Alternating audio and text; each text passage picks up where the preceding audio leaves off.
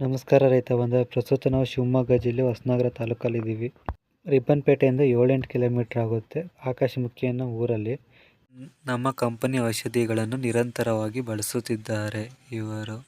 ಅದಕ್ಕಿಂತ ಪೊಟ್ಯಾಶ್ ಬರುತ್ತೆ, ಅದಾದ್ರೆ ಇನ್ನೂ ಸೈ ಚೆನ್ನಾಗಿ ಬರುತ್ತೆ. ಬಿಸಿಲು ಬಿಡಬೇಕು, ಬಿಸಿಲು ಬಿಡೋದಕ್ಕೆ ಹಾಕಬೇಕು. ನಾನು ಅದೇ ಆಲೋಚನೆ ಮಾಡ್ಕೊಂಡೆ, ಆ ಮುಂದೆ ಸಸಿ ಹಾಕಿದೆ ಚೆನ್ನಾಗಿ ಬಂದೈತೆ. ಅವ್ರು ಹೇಳಿದ್ರು ಸಪ್ರೇಟಲ್ಲಿ ಒಂದು ಸೈಡ್ ಹಾಕಿ ನೋಡು ಹೇಗೆ ಅಂತ ಹೇಳಿದ್ರು. ಹೆಚ್ಚು ಕಮ್ಮಿ ಕಾಣಿಸ್ತಲ್ಲ? ಅವು ಪಕ್ಕ ಚೆನ್ನಾಗಿ ಅದು NPK ಅದು ಕೊಟ್ಟಿದ್ದು. ಅದು ಇಲ್ಲ ಐತೆ ನನಗೆ, ಅದೆಲ್ಲ ಕ್ಯಾನ್ ಐತಿ ಇಲ್ಲಿ. NPKನೇ ಕೊಟ್ಟಿದ್ದು. ಇದು ಗೊಬ್ಬರ ಅಡ್ಡಿಲ್ಲ, ಸ್ವಲ್ಪ ಫೋರ್ ಇದೆ. ಆದರೆ ಇದು ಮಳೆ ಇರಬೇಕು, ಮಳೆ ಹಾಕಿದ್ರೆ ಚೆನ್ನಾಗಿ ಬರ್ತದೆ. ಮಳೆಯಲ್ಲಿ ಮಳೆ ಇಲ್ಲ ಅಂದ್ರೆ ಮಾತ್ರ ಸುಟ್ಟಾಗ್ತದೆ. ಪಕ್ಕ ಸುಟ್ಟಾಗ್ತದೆ. ಗಿಡ ಚೆನ್ನಾಗಿ ಬರ್ತದೆ. ಎಲ್ಲ ಸಣ್ಣ ಸಸಿ ಸಮೇತ ಹಾಕಿದ್ದೀನಿ ನಾನು. ಚೆನ್ನಾಗಿ ಈ ಕಡೆ ಹಾಕಿಲ್ಲ? ಇದು ನಮ್ಮ ತಮ್ಮದು. ಇದು ಈ ಕಡೆ ನೋಡಿ, ಇದೆಲ್ಲ ಕಬ್ಬಾಕಿದ್ರಲ್ಲ ಮೊದಲು? ಹೊಸ ಕಬ್ಬಾಕಿ ಗಿಡ ಕೆಂಪಿದ್ದು, ಪಕ್ಕ ಹಸಿರು ಬಂದು ಅದು ಬುಡಕ್ಕೆ ಹಾಕಿ ಅದ್ರ ಮೇಲ್ಗಡೆಗೆ ಸಗಣಿ ಗೊಬ್ಬರ ಹಾಕಿ ಮತ್ತೆ ಅದಕ್ಕೆ 10-20 ಹಾಕಿದ್ದೆ ನಾನು. ಚೆನ್ನಾಗಿ ಬರುತ್ತೆ ಬಿಡಿ, ತೊಂದರೆ. ಒಂದೂವರೆ ತಿಂಗಳಾಯಿತು. ಒಂದೂವರೆ ತಿಂಗಳಾಯ್ತು ಕೊಟ್ಟು ನಾನು. ಪಕ್ಕ ರಿಸಲ್ಟ್ ಇದೆ, ಇಲ್ಲ ಅಂತ ಹೇಳಕ್ಕೆ.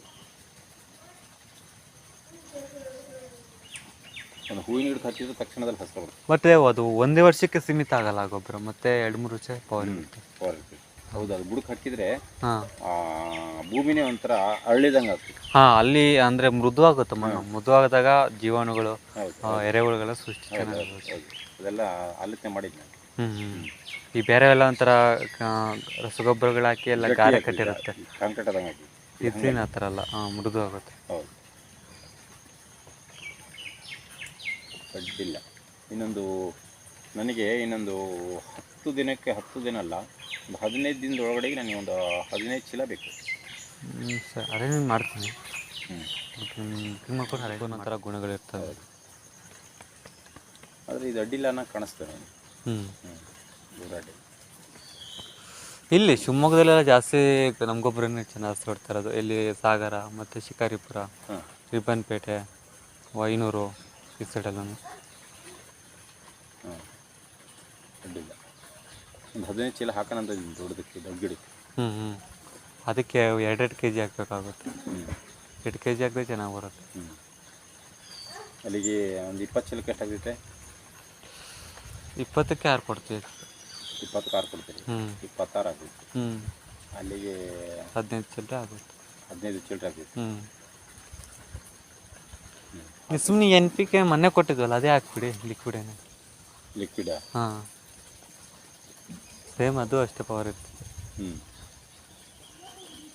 ಅಂದರೆ ಈಗ ಬೇಸಿಗೆಯಲ್ಲಿ ಮಳೆಗಾಲದಲ್ಲಿ ಆಗಿದ್ದು ಮಣ್ಣು ಮುಚ್ಚಬೇಕಾದೈತೆ, ಅವಾಗ ಮಣ್ಣು ಮುಚ್ಚಬೇಕಾದೈತೆ. ಇದಾದರೆ ಹಾಕಿದ ತಕ್ಷಣ ಭೂಮಿಗೆ ಹೋಗುತ್ತಲ್ಲ. ಭೂಮಿ ಹೋಗ್ತೈತೆ, ಅಡ್ಡಿಲ್ಲ. ಅದು ಹಾಕಿದ್ದೀನಿ, ಅಡ್ಡಿಲ್ಲ. ಬೆಳೆ ಚೆನ್ನಾಗಿ ಬಂದೆ, ಬೆಳೆ ಪಕ್ಕ ಚೆನ್ನಾಗಿದೆ.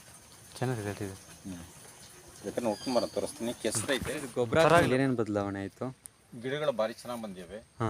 4 ವರ್ಷಕ್ಕೆ ಬರೋಂಥ ಗಿಡಗಳು 2 ವರ್ಷದಲ್ಲಿದೆ. ಮತ್ತು ಹಸಿರಿದೆ ಗಿಡ.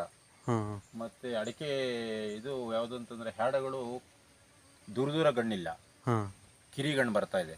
ಕಿರಿಗಣ್ಣು ಅದೇ ಹೈಟ್ ಬೆಳಿಬಾರ್ದು, ಅಲ್ಲೇ ಬುಡ ಕಾಂಡ ದಪ್ಪ ಆಗಬೇಕು. ಕಾಂಡ ದಪ್ಪ ಇದೆ. ಮತ್ತು ಎಲೆಗಳೆಲ್ಲ ಹಸಿರು ಫುಲ್ ಹಸಿರು ಬರ್ತೈತೆ.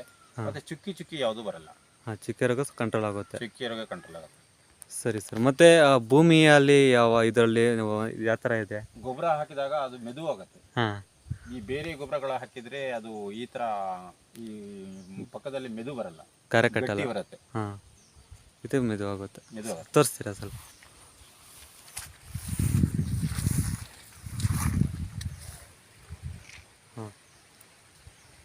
ಅಲ್ಲಿ ಅಂದರೆ ಮೃದು ಆಗೈತೆ ಅಂತ ಹೇಳ್ತಿದ್ದೆ. ಮತ್ತು ಎರೆಹುಳ ಸೂಕ್ಷ್ಮ ಪಕ್ಕ ಇದೆ, ಎರೆಹುಳು ಎಲ್ಲ ಇದೆ. ಸರಿ ಸರ್, ನಾನು ತಲುಪಿಸ್ಕೊಡ್ತೀನಿ. ಈಗ ಬರ್ತಾ ಇದೆಯಾ ಈಗ? ಸರ್ ನೀವು ಹೇಳಿದ್ರೆ ಅದು ನಿಮ್ಗೆ ತಲ್ಸೋಕ್ಕೆ ಜಾಸ್ತಿ ದಿನ ಹಿಡಿಯುತ್ತೆ ಸರ್.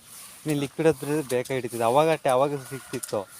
ಬಟ್ ಈಗ ಈ ಮಳೆ ಇರೋದ್ರಿಂದ ಗೊಬ್ಬರ ಸಿಗೋದು ಸ್ವಲ್ಪ ಜಾಸ್ತಿ ಕ್ವಾಂಟಿಟಿ ಇದ್ದರೆ ಯೋಚನೆ ಮಾಡ್ಬೋದು, ನೋಡ್ಬೋದು. ಈಗ ಅರ್ಜೆಂಟಿಗೆ ಬೇಕಿತ್ತು, ಈಗ ಕಷ್ಟ ಆಗತ್ತೆ ಮತ್ತೆ. ಮನೆ ಔಷಧಿ ನೀವು ಅವತ್ತೇ ಹೇಳಿದ್ರಿ 20 ಚೀಲನೇ ಬೇಕು ಅಂತ. ಮತ್ತೆ ನಾನು ನೀವು ಹೇಳಿಲ್ಲ, ಮತ್ತೆ ನಾನು ಸುಮ್ಮನೆ ಆಯ್ತು.